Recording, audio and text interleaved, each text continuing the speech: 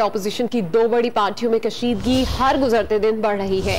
Peoples party ने नून league के शहबाज शरीफ को ऑपोजिशन लीडर न मानने के बाद चार्जशीट लाने की धमकी दे दी है। पीपल्स पार्टी के सेक्रेटरी तलात शाजी अमरी का कहना है कि अगर नून लीग पीपल्स पार्टी के खिलाफ चार्जशीट लाएगी तो पीपी के पास भी नून लीग के लिए एक चार्जशीट तैयार है। मजीद जानते हैं डॉन न्यूज के नुमाइंदे नादिर गुरमानी से। नादिर, शाजी अमरी का मजीद क्या कहना है? देखिए, जो अपोजिशन लीडर के बाद इस वक्त मामला है मुस्लिम लीग नून और पीपल्स पार्टी के दरमियान, अब देखा जाए तो एक दूसरे के आमने सामने नजर आ रही है और पीपल्स पार्टी ने नून लीग को शहबाज शरीफ को अपोजिशन लीडर ना मानने के बाद चार्जशीट लाने की भी धमकी दे दी है।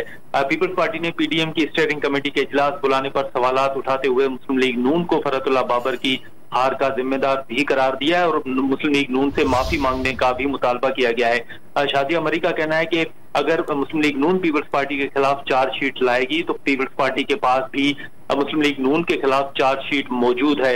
इस हवाले से उन्होंने ये भी सवाल उठाया कि अपोजिशन इत्तेहाद की मखसूस जमातों का इजलास जो कल हुआ था उसको पीपल्स पार्टी ने खुफिया करार दिया है और इस हवाले से सवाल किया है कि पीडीएम हुकूमत के खिलाफ इत्तेहाद का नाम है, इससे अपोजिशन पार्टियों के खिलाफ इस्तेमाल करने की नून लीग को वजह देना होगी कि कल जो मीटिंग हुई उसको खुफिया क्यों रखा गया। और इस हवाले से उनका ये भी कहना है कि जो ये बताया मुस्लिम लीग नून वाज़ेह करे कि किसकी ईमा पर हुकूमत बचाने के लिए इस्तीफों पर जोर देकर लॉन्ग मार्च के खिलाफ साजिश की गई। इस्तीफे इतने जरूरी थे तो नून लीग अभी भी असेंबलियों में बैठी क्यों है। इस हवाले से उन्होंने जो बाप से वोट लेने का तासुर जो इल्जाम थे पीपल्स पार्टी ने उनको एक बार फिर मुस्तरद किया है और कहा है कि पीपल्स पार्टी सेनेट में सबसे बड़ी अपोजिशन की जमात है, इसलिए वो अपना अपोजिशन लीडर लाए हैं। इस हवाले से उनका ये कहना है कि बाप पार्टी से वोट नहीं लिए गए।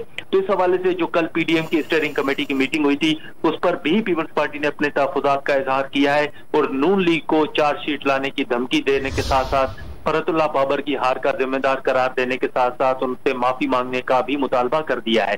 जी, बहुत शुक्रिया नादिर गुरमानी तफसीलन आगाह करने के लिए।